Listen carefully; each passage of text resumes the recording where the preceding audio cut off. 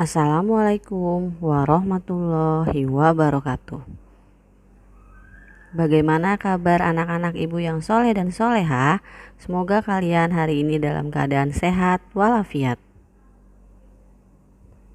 Pada hari ini kita akan belajar mata pelajaran IPA, materi pelestarian makhluk hidup.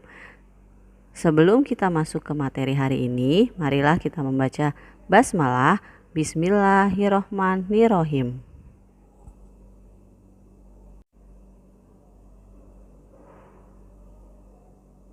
Sebelumnya, Ibu akan membacakan dulu tujuan pembelajaran kita hari ini. Yang pertama, siswa dapat menganalisis cara makhluk hidup menyesuaikan diri dengan lingkungannya. Kemudian yang kedua, siswa dapat menyajikan karya tentang cara makhluk hidup menyesuaikan diri dengan lingkungannya sebagai penelusuran dari berbagai sumber.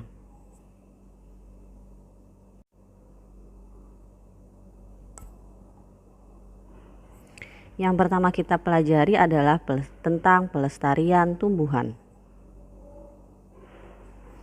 Pelestarian tumbuhan dapat dilakukan yang pertama dengan cara tebang pilih, yaitu penebangan terhadap pohon namun disertai juga dengan penanaman bibit yang baru.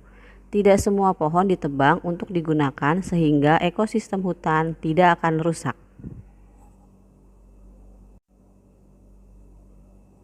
Yang kedua, dengan reboisasi, yaitu suatu tindakan penghijauan kembali terhadap hutan yang telah gundul sehingga kerusakan hutan dapat diperbaiki. Kegiatan reboisasi ini dapat juga dilakukan di daerah perkotaan sebagai langkah untuk memberi keseimbangan dengan lajunya pembangunan di perkotaan. Yang ketiga, dengan cagar alam, yaitu tindakan yang dibuat guna melindungi tumbuhan tertentu terhadap kerusakan. Misalnya, karena penebangan secara liar, perubahan lingkungan disebabkan karena serangan hama. Kegiatan cagar alam bisa menyelamatkan spesies tumbuhan dari kepunahan.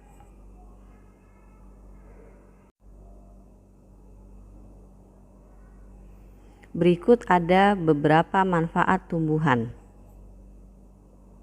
Yang pertama, manfaat tumbuhan adalah sebagai bahan pangan. Tumbuhan dapat dimakan langsung seperti berbagai jenis buah, ada pisang, pepaya, mangga, sawo, anggur, dan lainnya. Atau bisa juga dimasak terlebih dahulu seperti berbagai jenis sayuran seperti kangkung, bayam, buncis, kol, dan lain-lain. Ada juga beberapa tumbuhan yang dapat dijadikan bumbu masakan dan rempah-rempah seperti bawang merah, bawang putih, jahe, kunyit, lengkuas, dan lain-lain. Kemudian manfaat tumbuhan bisa sebagai bahan bangunan dan bahan perabot rumah tangga. Kayu adalah bahan bangunan yang paling banyak digunakan. Selain itu, banyak perabot rumah tangga yang berbahan baku kayu. Kayu yang dimanfaatkan sebagai bahan bangunan antara lain kayu jati, ulin, dan meranti. Tumbuhan yang dimanfaatkan sebagai perabot rumah tangga yaitu kayu jati, bambu, dan rotan. Kemudian tumbuhan sebagai bahan pakaian, yaitu kapas. Kapas paling sering digunakan untuk membuat pakaian karena murah, hangat, dan lembut. Kapas akan dipintal menjadi benang, kemudian benang ditenun menjadi kain. Kemudian yang keempat, tumbuhan juga penghasil oksigen dan penyaring udara. Tumbuhan juga bermanfaat sebagai pemberi oksigen dan penyaring udara bagi manusia. Oksigen dihasilkan dari fotosintesis. Tanpa oksigen, manusia dan hewan lain tidak akan dapat bertahan hidup. Kemudian tumbuhan sebagai bahan baku obat. Tumbuhan dijadikan sebagai obat tradisional seperti kunyit, sirih, mengkudu, dan kulit manggis. Kemudian sebagai penghias lingkungan, ada beberapa jenis tumbuhan dapat dimanfaatkan sebagai penghias di taman maupun perkarangan rumah. Bahkan beberapa jenis tanaman hias bernilai jual yang sangat tinggi. Tumbuhan sebagai bahan baku industri. Misalkan ada getah pohon karet sebagai bahan baku ban dan kelapa sawit sebagai bahan baku pembuatan minyak goreng. Kemudian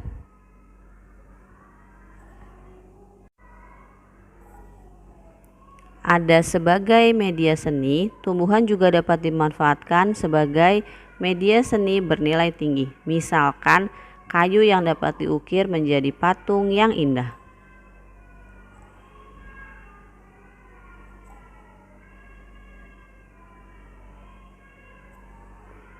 Kemudian tumbuhan sebagai pewangi. Banyak parfum menggunakan tumbuhan sebagai bahan baku seperti minyak atsiri, bunga mawar, dan bunga melati. Yang terakhir, manfaat tumbuhan adalah sebagai pewarna. Beberapa jenis warna diambil dari tumbuhan, misalkan kunyit sebagai pewarna kuning, kakao sebagai pewarna coklat, dan daun suji sebagai pewarna hijau. Kemudian kita masuk ke pelestarian hewan. Pelestarian hutan tidak hanya untuk melestarikan keberadaan tumbuhan saja, namun juga ditujukan dalam rangka untuk perlindungan terhadap keberadaan hewan.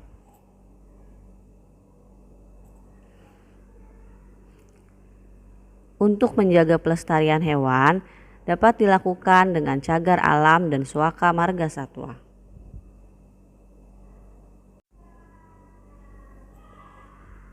Ini ada contoh cagar alam dan suaka marga satwa. Fauna atau tumbuhan yang dilindungi berupa beruang madu, harimau Sumatera. Sedangkan flora atau tumbuhan yang dilindungi adalah bunga rafflesia dan anggrek raksasa. Kemudian pelestarian hewan juga dapat dilakukan dengan pembuatan undang-undang perburuan. Dan yang terakhir, pelestarian hewan dapat dilakukan dengan pembuatan tangga ikan di daerah-daerah perairan sungai. Seperti pada gambar, memberikan fasilitas jalan atau tangga kepada ikan dan habitat lainnya untuk dapat melewati rintangan tersebut.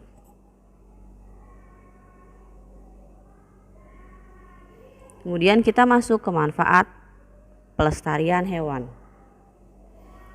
Yang pertama adalah menjaga keseimbangan ekosistem hutan.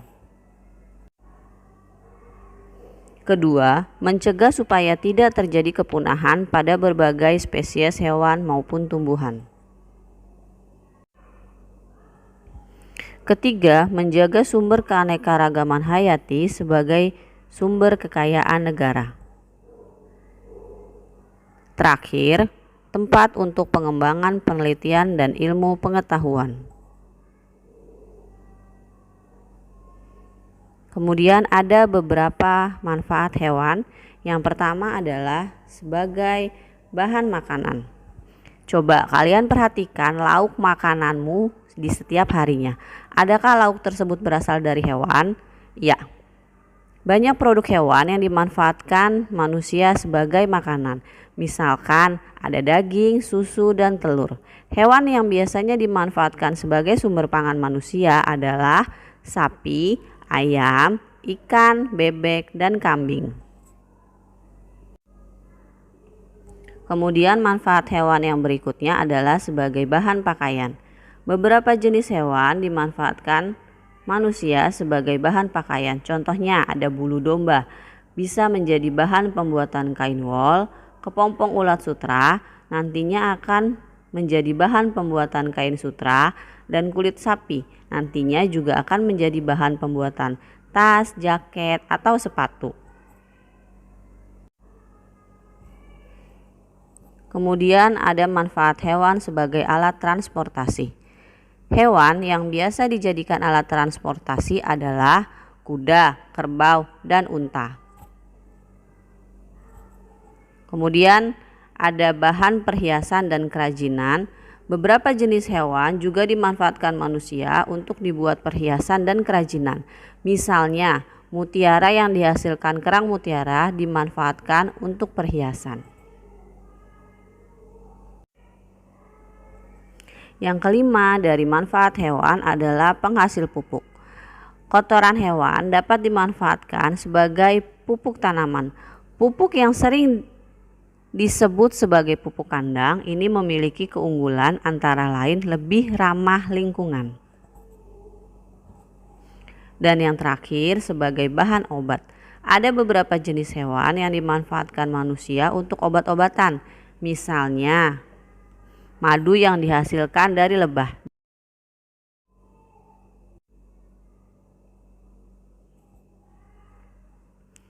Kemudian ada perlunya pelestarian makhluk hidup. Hewan dan tumbuhan perlu dilestarikan supaya tidak mengalami kepunahan.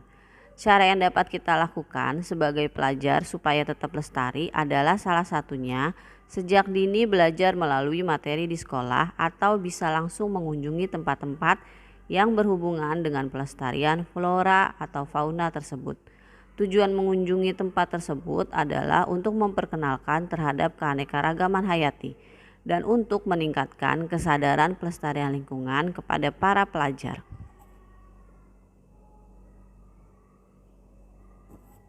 Baik anak-anak, cukup sekian pemberian materi dari Ibu hari ini. Semoga kalian paham dengan materi yang diberikan oleh Ibu. Terima kasih. Wassalamualaikum warahmatullahi wabarakatuh.